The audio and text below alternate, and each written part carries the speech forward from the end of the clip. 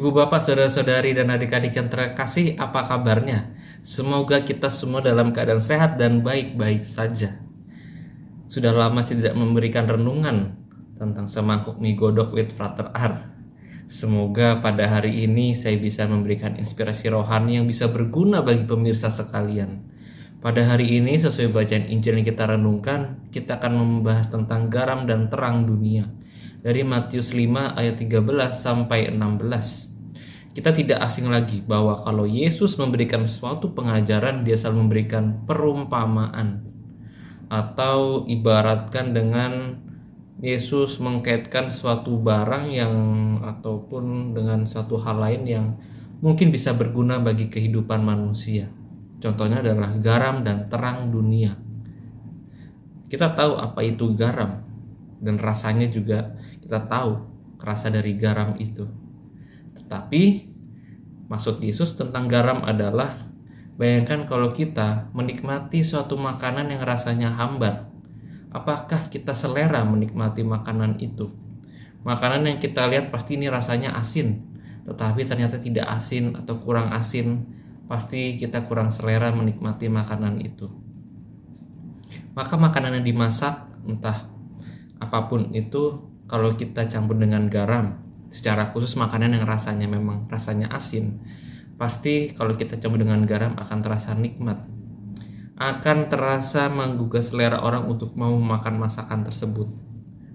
Begitu juga dengan terang, di mana terang itu mengartikan bahwa kita bukan menjadi manusia yang terlena dalam kegelapan. Kita pasti akan bertanya-tanya, apa maksud garam dan terang dunia yang dimaksud oleh Yesus? Sebetulnya adalah hal yang simpel. Garam dan terang dunia adalah ajakan kita untuk menjadi manusia yang berguna dan menjadi manusia yang penuh berkat bagi sesama. Kalau kita mau menjadi manusia yang berguna bagi sesama, pasti dengan keutamaan-keutamaan kita mau menolong dengan tindakan kasih, ataupun kita punya pengalaman ditolong, pasti disitulah kita bisa menjadi berkat bagi sesama. Bahkan ketika kita dibutuhkan, orang-orang bisa mengandalkan kita. Disitulah rasa syukur juga perlu bergejolak dalam diri kita, bukan rasa kesombongan. Artinya bahwa menerima kasih Tuhan itu tidak cukup untuk diri sendiri, tetapi bagaimana kita bisa memberikan itu untuk sesama kita manusia. Maka sebetulnya menunjukkan cinta kasih kepada Allah tidak cukup hanya beriman dengan berdoa, tetapi sejauh mana kita mau mengusahakan diri kita untuk menjadi pribadi yang penuh berkat dengan menolong sesama kita. Menolong sesama tanpa pilih-pilih. Menolong sesama di mana kita mau dengan suatu kemauan. Bukan keberhasilan atau kegagalan dalam menolong. Tetapi sejauh mana kita dengan tulus ikhlas mau menolong sesama kita. Karena apa? Karena rasa kepedulian dan cinta kasih kita.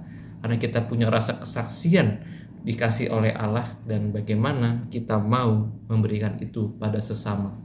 Maka kalau kita mau menjadi berkat bagi sesama, pasti kita juga menjadi terang bagi sesama. Dan disitulah kalau kita sudah menjadi garam dan terang dunia, pasti hidup kita akan penuh berkat.